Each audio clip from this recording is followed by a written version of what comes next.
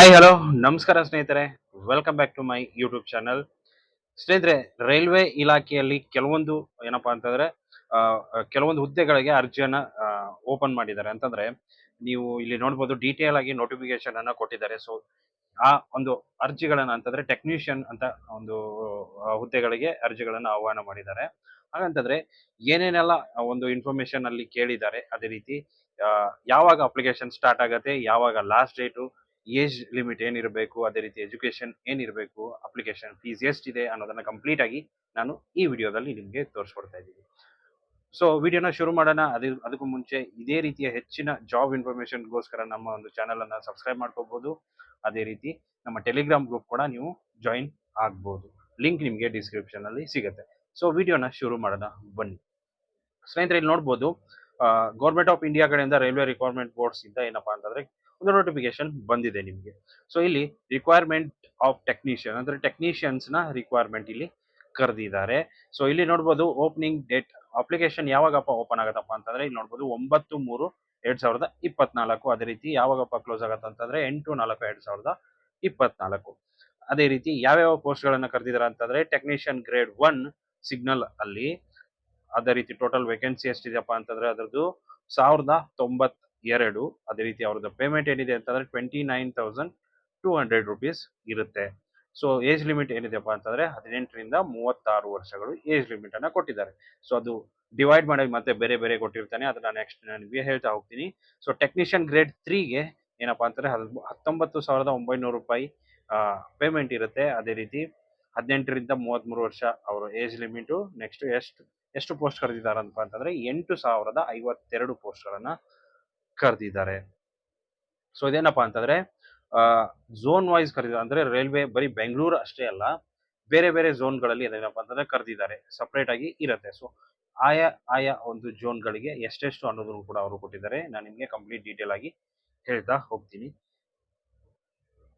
So ಕೆಳಗಡೆ ಬಂದ್ರಪ್ಪ ಅಂತಂದ್ರೆ ನಮ್ಗೆ ಏನಪ್ಪಾ ಅಂತಂದ್ರೆ ಇಲ್ಲಿ ನಮ್ಗೆ ನೆಕ್ಸ್ಟ್ ಇಲ್ಲಿ ನೋಡ್ಬೋದು, ಸ್ಟ್ಯಾಂಡರ್ಡ್ ಮೆಡಿಕಲ್ ಫಿಟ್ನೆಸ್ ಅನ್ನ ಕೇಳಿದ್ದಾರೆ.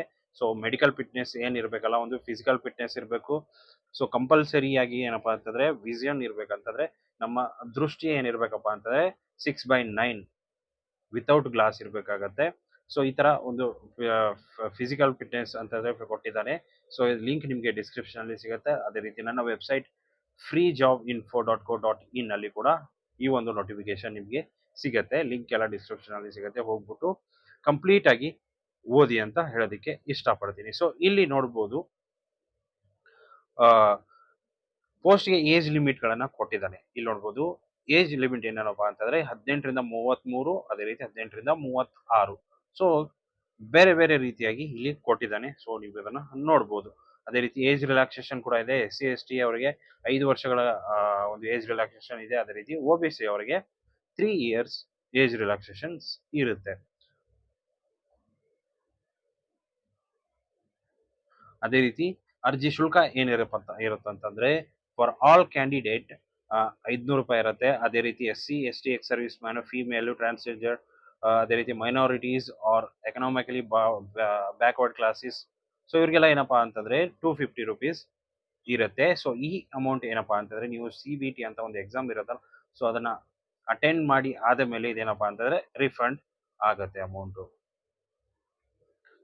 ಸೊ ಇಷ್ಟೊಂದು ಡೀಟೇಲ್ ಅನ್ನ ಕೊಟ್ಟಿದ್ದಾನೆ ಇದರಲ್ಲಿ. ಅದೇ ರೀತಿ ನೆಕ್ಸ್ಟ್ ಯಾವ್ಯಾವ ಝೋನ್ಗೆ ಎಷ್ಟೆಷ್ಟು ವೇಕೆನ್ಸಿ ಇದೆ ಅನ್ನೋದನ್ನು ಕೂಡ ಅವನು ಕೊಟ್ಟಿದ್ದಾನೆ ಕೆಳಗಡೆ. ನಾನು ಬೇಕಂದ್ರೆ ನಿಮ್ಗೆ ತೋರಿಸ್ತೀನಿ.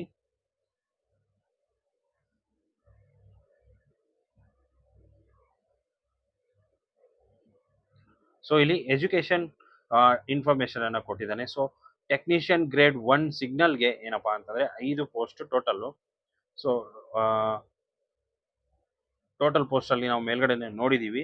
ಸೊ ಅವ್ರದ್ದು ಏನಾಗಿರ್ಬೇಕಪ್ಪ ಅಂತಂದ್ರೆ ಎಜುಕೇಶನ್ ಬಂದ್ಬಿಟ್ಟು bachelor of science in physics, electronics, computer science, information technology, instrumentation for the recognise university or institution, or BSc in a combination of any sub stream of basic streams. So ಏನಾಗಿರ್ಬೇಕಪ್ಪ ಅಂತಂದ್ರೆ BSc physics, electronics, computer science ಆಗಿರ್ಬೇಕು. ಇಲ್ಲಪ್ಪ ಅಂತಂದ್ರೆ 3 years diploma in engineering in the above basic streams. So diploma ಆಗಿರಬೇಕಾಗಿರುತ್ತೆ, ಇಲ್ಲಪ್ಪ ಅಂತಂದ್ರೆ degree in engineering, ಇಲ್ಲ ಅಂತಂದ್ರೆ ಇಂಜಿನಿಯರಿಂಗ್ ಅಲ್ಲಿ ಡಿಗ್ರಿ ಆಗಿರಬೇಕು.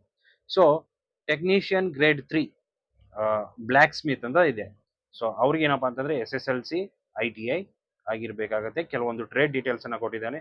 ಸೊ ಆ ಟ್ರೇಡ್ ಡೀಟೇಲ್ಸ್ ಅನ್ನ ನೀವು ನೋಡಬಹುದು. ಸೊ ಇಲ್ಲಿ ಬೇರೆ ಬೇರೆ ಒಂದು ಪೋಸ್ಟ್ ಗಳಿಗೆ ಬೇರೆ ಬೇರೆ ಎಜುಕೇಶನ್ ಡೀಟೇಲ್ಸ್ ಅನ್ನ ಕೊಟ್ಟಿದ್ದಾನೆ. ನೀವು ಅಪ್ಲಿಕೇಶನ್ ಅನ್ನು ಅಂದ್ರೆ ನೋಟಿಫಿಕೇಶನ್ ಅನ್ನು ಡೌನ್ಲೋಡ್ ಮಾಡ್ಕೊಂಡು ನೀವು ನೋಡಬಹುದು. ಸೊ ಇಲ್ಲಿ RRB ಅಹಮದಾಬಾದ್ಗೆ ಎಷ್ಟು ಟೋಟಲ್ ವೇಕೆನ್ಸಿ ಇದೆಯಪ್ಪ ಅಂತಂದ್ರೆ 337 ವೇಕೆನ್ಸೀಸ್ ಇದೆ. ಅಜ್ಮೀರ್ಗೆ ಎಷ್ಟಿದೆ ಅಂತಂದ್ರೆ ಟೋಟಲ್ ಆಗಿ 522 ಇದೆ. ಅದೇ ರೀತಿ ಬೆಂಗಳೂರಿಗೆ ಟೋಟಲ್ ವೇಕೆನ್ಸಿ ಎಷ್ಟಿದೆಯಪ್ಪ ಅಂತಂದ್ರೆ 142 ವೇಕೆನ್ಸಿ ಕರೆದಿದ್ದಾರೆ. ಅದೇ ರೀತಿ ಭೂಪಾಲ್ ಅಲ್ಲಿ 452 ಇದೆ. ನೆಕ್ಸ್ಟ್ ಭುವನೇಶ್ವರ್ ಅಲ್ಲಿ 150. ಅದೇ ರೀತಿ ಬೇರೆ ಬೇರೆ ಒಂದು ಝೋನ್ ಅಲ್ಲಿ ಬೇರೆ ಬೇರೆ ರೀತಿಯಾಗಿ ಕರೆದಿದ್ದಾರೆ. ಸೊ ನಮ್ಮ ಬೆಂಗಳೂರಿಗೆ 142 ಟೋಟಲ್ ವೇಕೆನ್ಸೀಸ್ ಇದ್ದು, ಸೊ ಯಾರೆಲ್ಲ ಇಂಟ್ರೆಸ್ಟ್ ಇದ್ದಾರೆ ಅವರೆಲ್ಲ ಅಪ್ಲಿಕೇಶನ್ ಅನ್ನ ಸಬ್ಮಿಟ್ ಮಾಡ್ಬೋದು.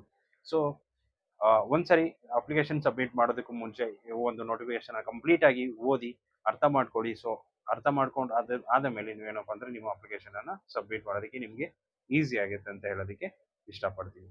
ಸೊ ಅಪ್ಲಿಕೇಶನ್ ಆನ್ಲೈನ್ ಅಲ್ಲಿ ಹಾಕಬೇಕಾಗತ್ತೆ. ಲಾಸ್ಟ್ ಡೇಟ್ ಇದಕ್ಕಿಂತ ಮುಂಚೆನೇ ಅಪ್ಲಿಕೇಶನ್ ಅನ್ನ ಸಬ್ಮಿಟ್ ಮಾಡಿ ಅಂತ ಕೇಳ್ಕೊಳ್ತೀನಿ. ಸೊ ಎಷ್ಟು ಸ್ನೇಹಿತರೆ ಇವತ್ತಿನ ವಿಡಿಯೋ ಇಷ್ಟ ಆಗಿದ್ರೆ ಲೈಕ್ ಮಾಡಿ, ಶೇರ್ ಮಾಡಿ, ಸಬ್ಸ್ಕ್ರೈಬ್ ಮಾಡೋದನ್ನ ಮರಿಬೇಡಿ ಅಂತ ಹೇಳ್ತಾ ವಿಡಿಯೋನ ಮುಗಿಸ್ತಾ ಇದ್ದೀನಿ. Thank you so much.